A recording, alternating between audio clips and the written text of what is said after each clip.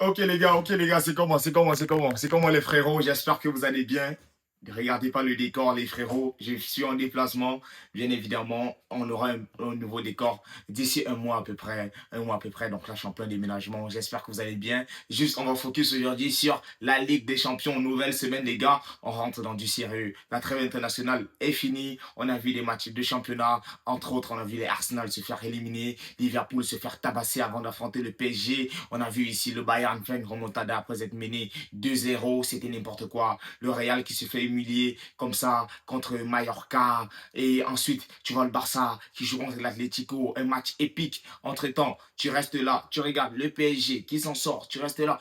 Entre-temps, les gars, c'était les matchs de reprise. Les matchs de reprise, mais les choses sérieuses recommencent. Là, c'est parti pour voilà, c'est l'infernal. Quart de finale aller, ensuite il y a match le week-end, ensuite quart de finale retour, ensuite on passe aux choses sérieuses. Top 4, on est là dans les demi-finales, aller comme retour. Donc aujourd'hui les gars, on est là dans le pronostic. Pronostic, match aller, on l'avait fait pour les huitièmes de finale, on avait eu pas tout bon, mais là aujourd'hui on va recommencer pour pronostic quart de finale aller. On va faire pronostic quart de finale retour également. Et tous mes Barcelonais, la vidéo avant match viendra demain.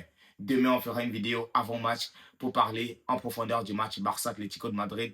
Mais aujourd'hui, on est là pour parler un petit peu des pronostics. On est là pour parler des pronostics. Beaucoup de personnes me demandent, Victor, on aime bien tes vidéos, on aime tes analyses. Victor, c'est bien, mais dis-nous, est-ce que tu crois en tel, en tel, en tel? Je vais vous donner un avis honnête et comment est-ce que je vois. Est-ce que les choses vont aller avec les formes du moment? Ok, c'était ça l'introduction, tout simplement au naturel, les gars. Vous connaissez, vous connaissez. Avec mon deuxième téléphone, tout simplement, on est là pour on va regarder les matchs. Qu'est-ce qui va se jouer? Et je vais vous donner, moi, mon pronostic. Je commence très vite, très vite. Arsenal Sporting. Arsenal Sporting, on ne va pas tirer de loin en large. L'Arsenal qui se fait souiller contre Southampton. Ils étaient en course dans 4 titres. Là, ils sont en course contre dans 2 titres, dans lesquels au départ, dans les 4 titres, ils étaient favoris parce qu'ils finissent premiers de Ligue des Champions en phase de groupe. Et voilà, ils n'ont perdu aucun match. En PL, ils sont premiers. Ils ont 6 points d'écart sur le deuxième. On s'est dit, normalement, le premier de PL, Arsenal, c'est l'équipe la plus équilibrée. Normalement, ils doivent y faire le taf. Non. Aujourd'hui, à l'heure où je fais cette vidéo, veille du quart de finale, allez, Arsenal Sporting. Arsenal, je ne sais même pas s'ils sont favoris encore. Je ne sais pas. Arsenal se déplace. Ils vont aller au Portugal. Ils viennent de prendre la défaite en finale contre City. Ils viennent de prendre la défaite là contre Southampton. Je me demande. Ils ont des blessés, ils ont des trucs, mais je me demande. Arsenal Sporting, la vérité, la vérité, la vérité. Dans ce match-là, je ne vois pas une victoire écrasante d'Arsenal, non. Le Sporting, c'est une équipe qui est joueuse. On a vu là contre Bodo Glimt. Bodo Glimt qui a tapé l'Inter. Je ne pense pas que le Sporting, ils ont joué vendredi. Ils ont joué vendredi, ça veut dire que là, ils se sont bien reposés. Ils vont jouer leur saison là contre Arsenal. Donc, je vous dis la vérité, je ne pense pas qu'Arsenal s'impose. Je vois victoire du Sporting ou un match nul. Je vois vraiment beaucoup plus un match nul à la 1-1. 1-1 ou peut-être une victoire du Sporting 2-1, un truc comme ça, mais très difficile pour Arsenal. Très difficile pour Arsenal. En tout cas, je ne vois pas plus de 3 buts dans le match. Donc, dans mes pronostics, choisissez ce que vous voulez, mais on reviendra dessus. Pas plus de 3 buts dans le match. Et je vois un 1-1 ou un 2-1, quelque chose comme ça. Donc, ça me permet de noter un petit peu parce qu'on va pouvoir revenir par-dessus dans une autre vidéo pour voir. Enfin, il va falloir faire la vidéo pour les quarts retour. On va voir quels étaient mes pronostics. Donc, Arsenal, on a dit 1-1. 1-1 ou 2-1. Franchement, on le fait au naturel comme ça. Mais victoire, victoire du Sporting. Donc, on passe au prochain match, Bayern-Real. Ça, c'est le match de demain. C'est le match que tout le monde attend. Bayern-Real. Valverde qui est venu contre City. Quart de finale, allez. Tout le monde voyait, moi-même, je voyais City écraser le Real à domicile, à l'extérieur. Mais non, le Man City n'a pas réussi à battre le Real, aller comme retour sur Real de Tokarla. Valverde qui s'est transcendé, qui a mis un triplé au match retour, c'est fini, qui s'est transcendé, qui met un doublé, un triplé, c'est n'importe quoi, c'est n'importe quoi. Le Bayern, là, qui a fait tourner le week-end. Je crois que c'était contre Hambourg ou quelque chose, ou Fribourg, je ne me rappelle plus. Mais en tout cas, Harry n'a pas joué. Olysée était sur le banc. Il y avait Luis Diaz, il y avait Niabri, il y avait Kimmich. Mais voilà, ça n'a pas été sérieux. Leur défenseur Kim Min-jae, c'était pas sérieux. Neuer, il a fait 2-3 arrêts, mais c'était pas assez sérieux. Normalement, là, tu as du Musiala, tu as du Alphonso Davies, tu as du Kimmich, tu as du Harry tu as du Olysée qui doivent être titulaires. Et normalement, tu as du, je sais pas moi, je pense que Dayo Upamecano, normalement, je sais pas, il doit être là. Dayo, il doit être là. Il doit être là, Dayo. Si tu as Dayo, Upamecano derrière, avec Jonathan Tah, d'ailleurs Upamecano, le carton rouge qu'il a eu avec la France contre le Brésil, moi ça commence à me faire peur. Lorsque le Bayern joue le Real, on dirait que c'est leur bête noire, normalement, ça doit bien... Écoutez, ce match-là, Bayern, Real au Santiago Bernabéu, là je pense que le chemin du Real s'arrête. Le chemin du Real s'arrête.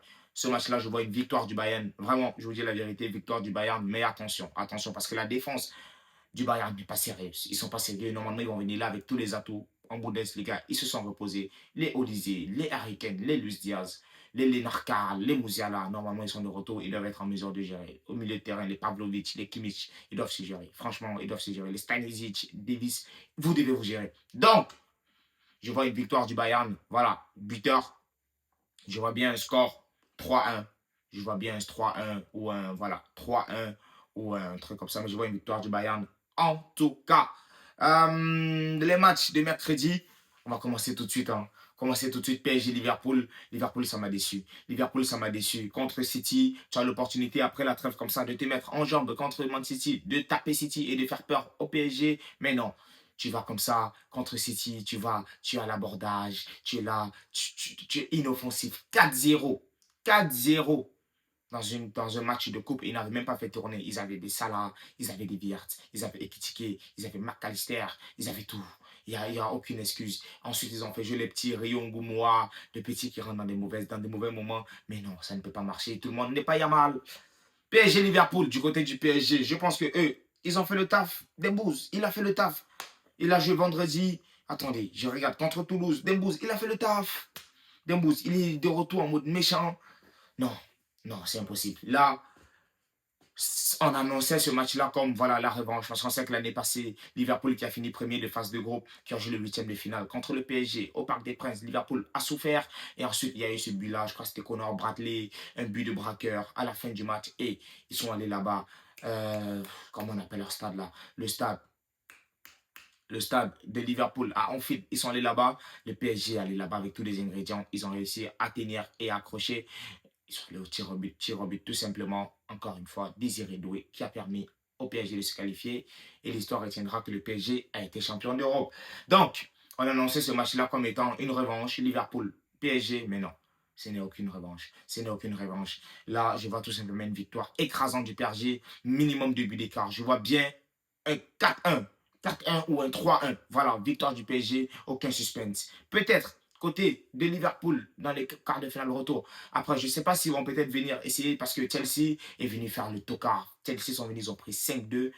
Je ne sais pas si peut-être, voilà, Liverpool va se dire, on va venir essayer de défendre, jouer bloc bas, attendre que les choses se calment et au match retour, on va essayer de faire le taf, donc essayer de limiter la casse. Mais ce PSG-là, c'est comme le Barça. Si tu essaies de défendre contre eux, ils ont trop d'armes, des Dembélé, des Braque, des Barcola, Varaskelia, Kangin Lee, Désiré Doué. Derrière, tu as des Vitinha qui peuvent tirer. Tu as Joao Neves qui peut tirer. Tu as Nuno Mendes qui peut tirer. Tu as Hakimi qui peut tirer. Liverpool, ça ne va pas aller. Tu as Konaté, Van Dijk, c'est des tocards. Alisson Becker, c'est des tocards. Marmadashvili, tocard. Cartier, c'est nul. Frimpong, c'est nul. Wirtz, c'est nul. Écoute, victoire écrasante du PSG. Donc, si vous me faites confiance, vous allez voir. Eh bien, Dembélé, je vois buteur, encore une fois. Dernier match, Atlético de Madrid, Barça, c'est au Camp Nou. C'est au Camp Nou, laissez-moi vous dire ça. On va revenir dans l'avant-match, tout simplement. Mais c'est au Camp Nou. Le Barça, Gérard Martin, Koubarsi, ça fait 16 matchs. Ils jouent ensemble, ils ne perdent pas. C'est pas là qu'ils vont perdre. C'est pas là qu'ils vont perdre. À l'heure où je fais cette vidéo, il y a 2 jours, le Barça a tapé l'Atlético dans leur stade avec un carton rouge. Yamal, il a fait un match phénoménal. Cancelo, il est en forme. Rashford, il commence à revenir en confiance. On n'a pas de Rafinha, mais Pedri, il est bon. Olmo, il est de retour. Normalement, ça doit le faire. Ça doit le faire. Tu as le retour de techniquement, tu as le retour de Koundé, tu as le retour de Baldé, mais Cancelo qui va rester titulaire, on reviendra en profondeur dans la vidéo d'avant-match. Mais en tout cas, je vois bien une victoire du Barça, un petit 3-0, non pas 3-0, un petit 4-2, 4-2. Je vois bien 4-2. L'Atlético qui va essayer de poser le bus, mais qui va en contre essayer de faire mal au Barça. Mais je vois bien 2 buts d'écart. Je vois une victoire du Barça. Ouais, je vois une victoire du Barça avec quand même un but d'écart ou deux. Et ouais, je vois Yamal décisif parce qu'il a fait un gros match, mais il a reçu des insultes dans ce stade-là à Madrid. Encore une fois, à Madrid. Franchement, dans tous les stades, on en a marre. La discrimination, les actes racistes, on en a marre. Mais victoire du Barça, l'Atlético, ça ne va pas bien se passer. Et voilà, on reviendra quart de finale en retour. Bien évidemment, les frérots, n'oublions pas, le plus important, c'est la santé. Le football, ça reste notre passion. Le décor, il a changé, il restera comme ça jusqu'à nouvel ordre. On est ensemble, les frérots, prenez bien soin de vous. Ciao, ciao.